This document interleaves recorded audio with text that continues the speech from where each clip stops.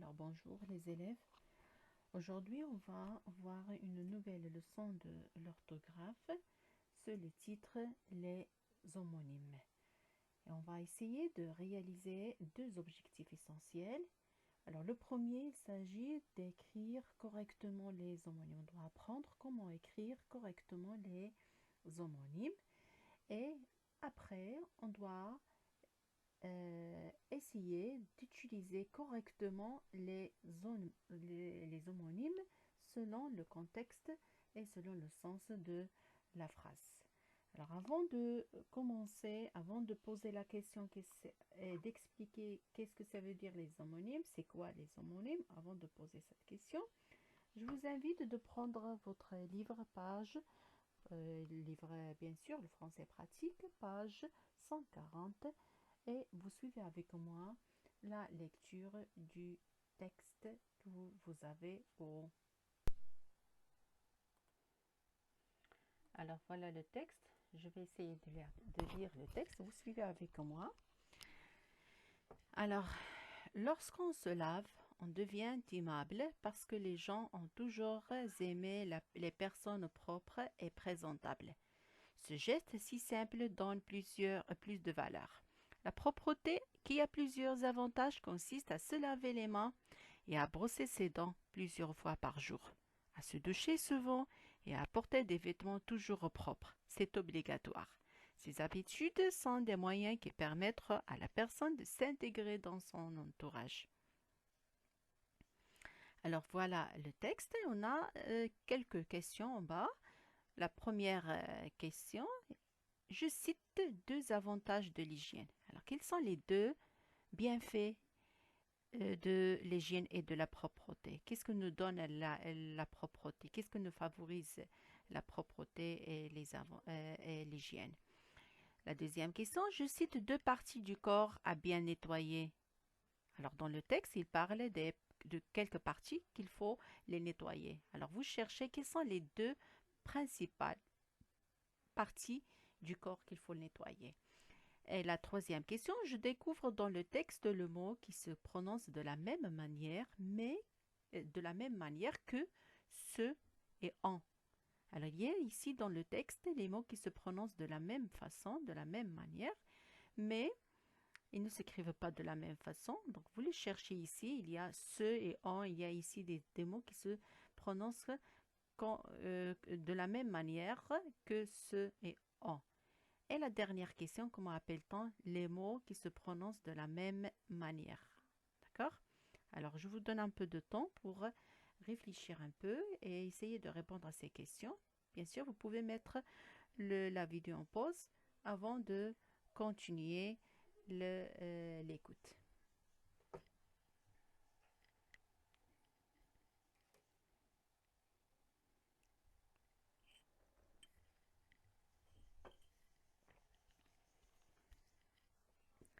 Alors, voilà la réponse. Pour la première question, je cite deux avantages de l'hygiène. Alors, qu'est-ce que nous favorise l'hygiène? Qu'est-ce que nous donne l'hygiène? Quels sont les bienfaits de l'hygiène et de la propreté Alors, la propreté, bien sûr, nous protège contre les infections. Et grâce à la propreté, on devient comment? Aimable. On devient aimable. On devient aimable. Et aussi, grâce à la propreté, à l'hygiène, on peut s'intégrer dans notre entourage. D'accord? Ici, dans la dernière ligne, vous avez 6 habitudes. C'est quelle habitude? De quelle habitude il parle, le texte? Alors, on revient en arrière un peu. On trouve, voilà, la propreté qui a plusieurs avantages, qui consiste à se laver les mains et à brosser ses dents plusieurs fois par jour, à se doucher souvent et à porter des vêtements toujours propres. Alors quand je parle de la propreté, ça veut dire quoi la propreté? Ça veut dire je dois laver les mains, je dois brosser mes dents plusieurs fois par jour, je dois me doucher souvent et je dois porter des vêtements toujours propres. Ça c'est la propreté. Et ce sont des habitudes qu'il faut adopter chaque jour et de façon continue, quotidienne. Alors, ces habitudes sont des moyens qui nous permettent aussi de quoi? De s'intégrer s'intégrer dans notre entourage. C'est-à-dire, les personnes aiment quoi? Ou aiment qui? Elles aiment les personnes, les gens qui sont bien présentables, qui sont propres. D'accord? Alors, pour la première réponse, donc on peut dire la propreté, bien sûr, nous permet, comme on a déjà vu, nous permettre de se protéger contre les infections et aussi on peut, on devient aimable et aussi pour s'intégrer dans notre entourage. Je cite deux parties du corps à bien nettoyer. Donc, selon le texte, il faut principalement nettoyer. Il a parlé de quoi? Se laver les mains et se brosser les dents. Donc, il faut principalement nettoyer les mains et se brosser les dents. Je trouve dans le texte les mots qui se prononcent de la même manière que se. Alors ici, dans la première ligne, c'est très facile. Lorsqu'on se lave, voilà, se lave, c'est se. Alors, je cherche un autre mot qui se prononce de la même façon. Voilà, dans la deuxième ligne, où nous avons ce geste. Alors, se lave, se prononce de la même façon. En, voilà, dans notre premier texte, vous avez lorsqu'on. Alors, lorsqu'on se lave. En, voilà, deuxième en. Et je cherche un autre en, voilà, les gens. En, toujours aimer les personnes propres. Alors, en et en. Et pour la dernière question, comment appelle-t-on les mots qui se prononcent de la même manière? Alors, les mots qui se prononcent de la même manière, les mots qui se prononcent de façon identique, les mots qui se prononcent pareil, s'appellent les homonymes. Et c'est le titre de notre leçon, les homonymes. D'accord? Alors, il y a des autres mots dans notre texte qui se prononcent de la même façon. Il n'y a pas que ce et en, il y a des autres mots. On va les relever dans le deuxième exercice. Bien sûr, l'exercice suivant. Alors, vous avez un tableau. Alors, voilà le tableau. Qu'est-ce que nous demande ici dans le tableau? Et nous demande de relever les mots qui se prononcent de la même manière et on doit les mettre dans le tableau. Vous avez ici un tableau de 4 colonnes. Voilà, premier, deuxième, quatrième colonne. Dans chaque colonne, vous avez 2 lignes. On va essayer de chercher dans le texte les mots qui se prononcent de la même manière, de manière identique, et les mettre ici dans le tableau. D'accord? Je vous donne un peu de temps, vous réfléchissez et vous répondez aux questions. Bien sûr, mettez la vidéo en pause.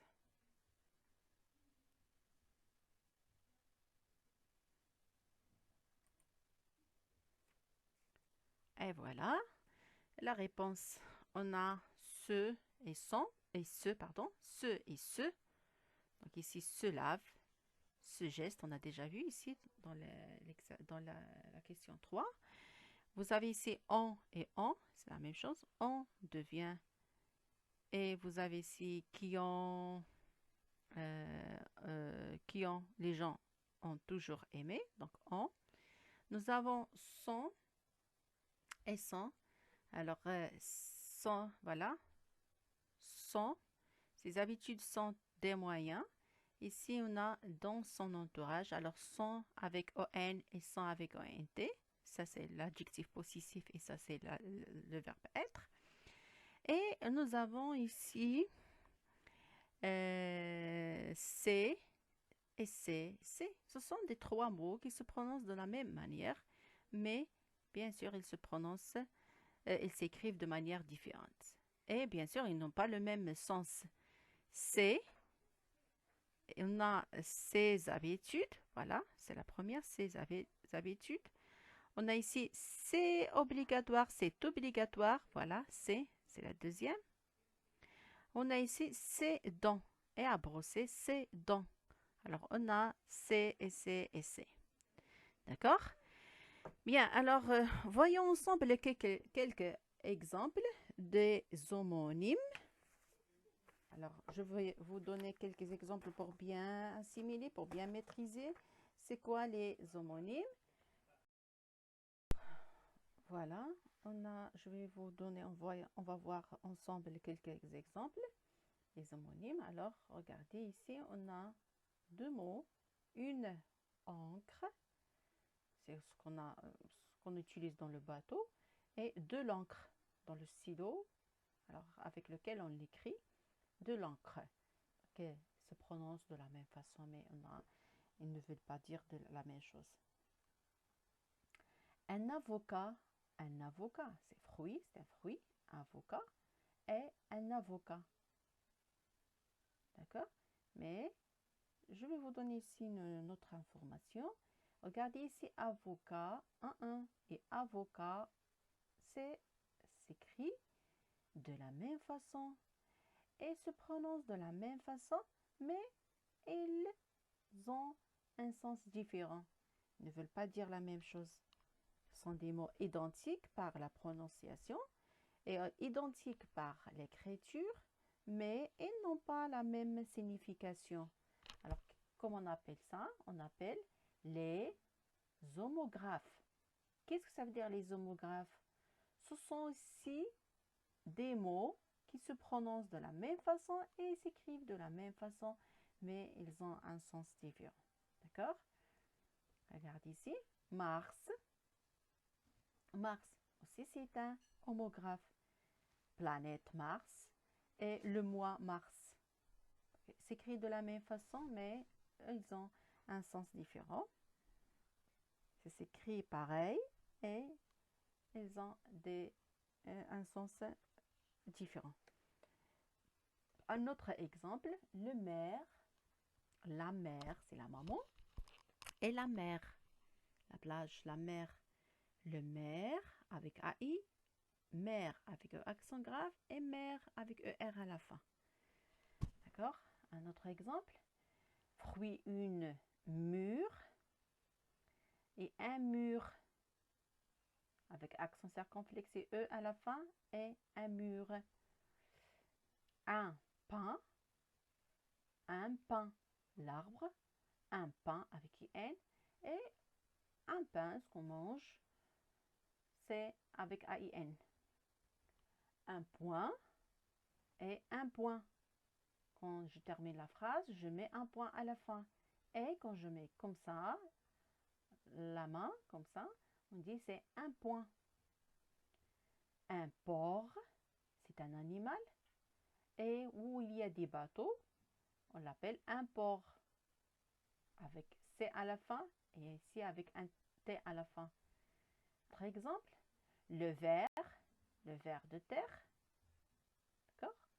Le vert et la couleur, le vert. Le vert,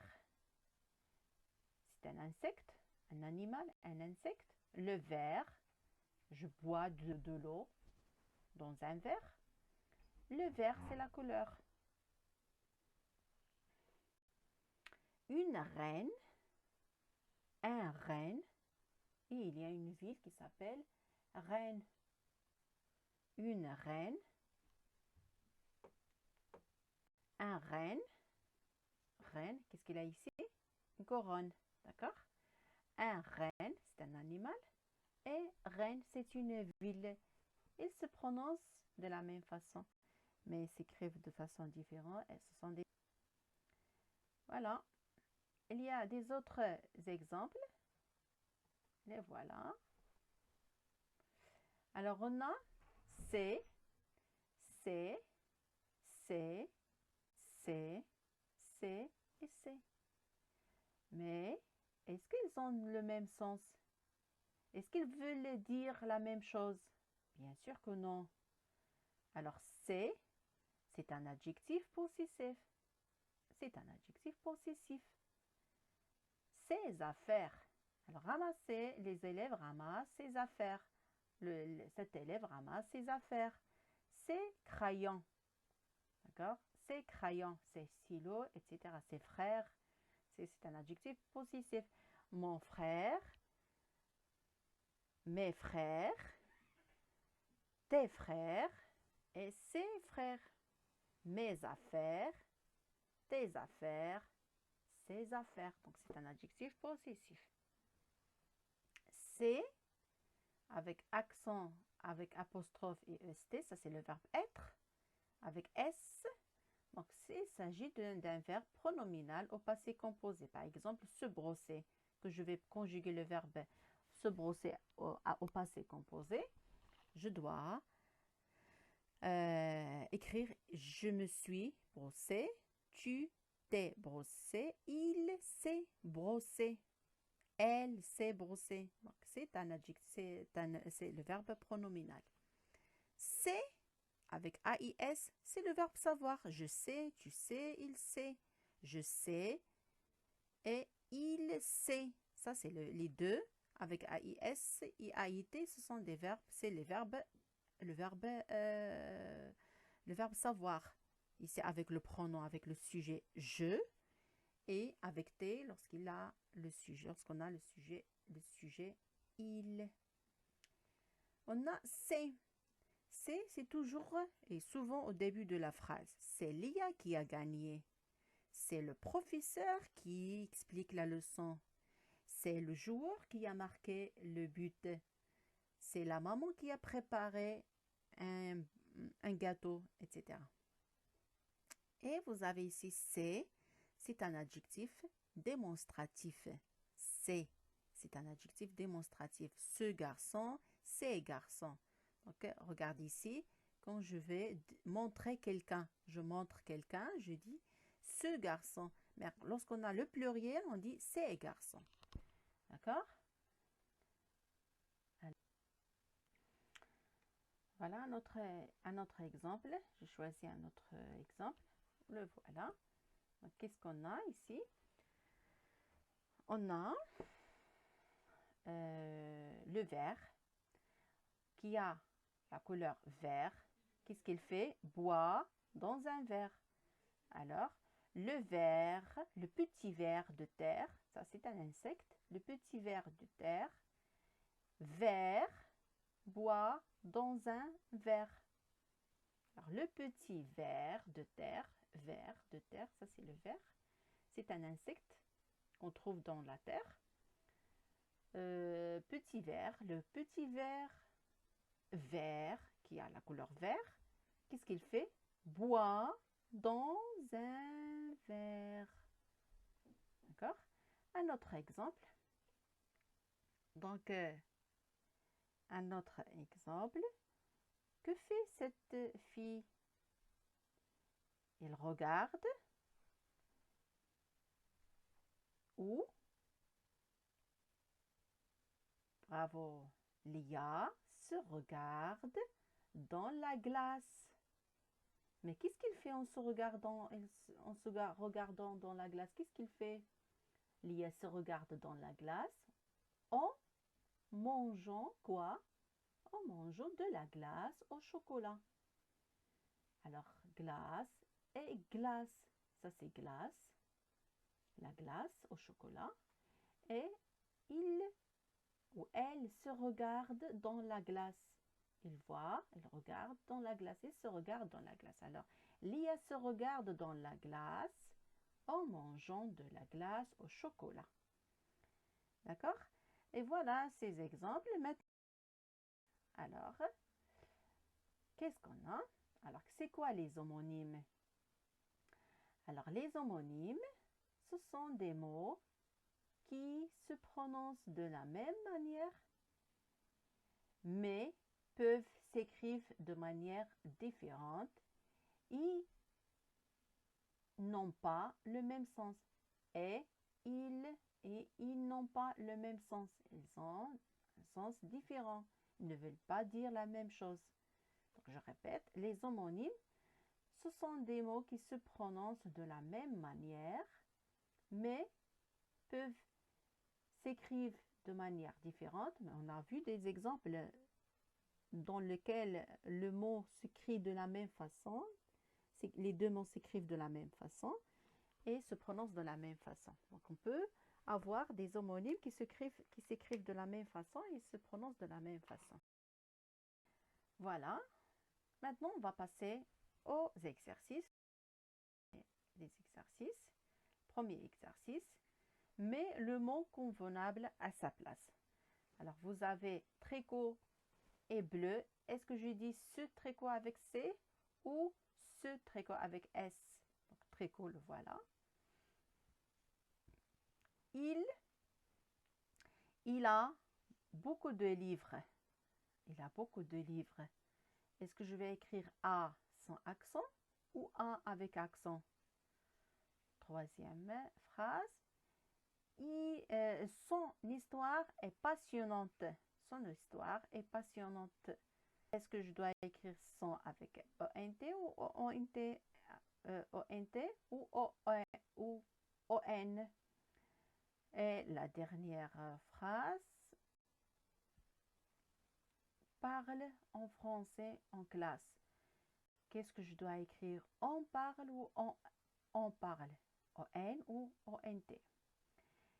Et oui, je m'excuse, c'est la quatrième, c'était l'avant-dernière. La dernière phrase, homme généreux. Alors, c'est homme généreux ou c'est homme généreux. Donc, bien sûr, essayez de faire des exercices. Mettez la vidéo au pause avant de répondre à ces questions. Voilà, elle a la réponse. Donc, le premier, ce tricot est bleu. Ce tricot est bleu. C'est avec CE, c'est un adjectif démonstratif. Il a, le verbe avoir. J'ai, tu as, il a beaucoup de livres. Son histoire est passionnante parce que son, avec ONT, c'est le verbe être. Et avant de mettre le verbe être, je dois avoir quoi? Je dois avoir un sujet avec il de pluriel. Ici, on a histoire. Donc, c'est singulier. On parle français en classe.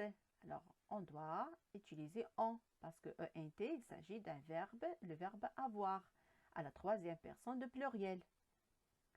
C'est homme généreux. C'est homme généreux.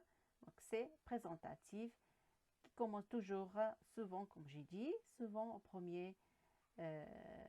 au début de la phrase. Maintenant, c'est à vous de jouer maintenant. Alors, vous avez l'exercice page 141, l'exercice numéro 2. Qu'est-ce qu'il faut faire ici dans cet exercice? Alors, on va lire la question. Je complète par un mot, un des mots suivants. Alors, ils ont donné des suggestions, des propositions. Et vous devez chercher le mot qui convient à chaque phrase selon le sens. Alors, essayez de bien dire les phrases, de comprendre le sens. Et après, vous mettez le mot qui correspond à chaque phrase. Dans la troisième question, j'écoute et j'écris. Si je vous demande, par exemple, de demander à ton frère ou à ta soeur, ou à ta maman, bien sûr, de te dicter la phrase et tu l'écris sur l'ardoise et après tu passes à la correction. Sinon, on va le faire après la fin de confinement à la classe, Inch'Allah, on va le faire. Dans la rubrique Je m'évalue, vous avez aussi deux exercices. Alors, premier exercice, je mets le mot qui convient. Voilà, ici, on n'a pas des propositions. Ils n'ont rien donné. C'est à toi de lire la phrase et de chercher le mot qui convient à chaque phrase. Et j'écris 3 phrases en employant dans chacune d'entre elles un des mots, un de ces 3 homonymes, c'est et c'est. Alors ici, voilà, tu cherches. Donc c'est un adjectif possessif, c'est un adjectif démonstratif et c'est le verbe savoir. Par exemple, il ramasse ses crayons. Par exemple, Ahmed met ses stylos dans sa trousse. C'est et c'est la démonstrative. Ces enfants jouent au football. C'est je sais, c'est le verbe savoir, je sais, etc. Donc essayez de réfléchir un peu et de répondre à ces questions. Bien sûr, mettez la vidéo en pause avant de passer à la correction. Vous faites l'exercice et après vous passez à la correction. Toujours, je vous conseille de mettre la vidéo en pause et vous faites l'exercice avant de passer à la correction, s'il vous plaît. Comme ça, vous pouvez apprendre mieux, vous pouvez donner le temps pour réfléchir et de répondre aux questions.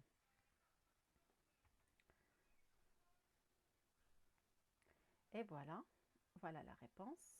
Donc, ce chien n'est pas méchant. C'est le livre de français. On frappe à la porte. On apprend beaucoup de choses à l'école.